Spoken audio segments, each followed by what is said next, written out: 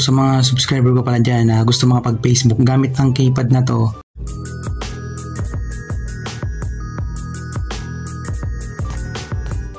Ito si Itel 9020 4G.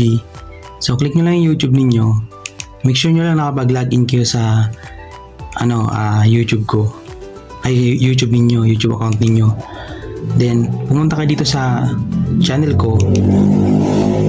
Then hanapin mo tong link.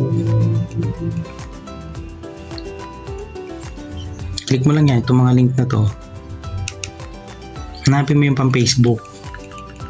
Pag may nakita ka pang Facebook dito,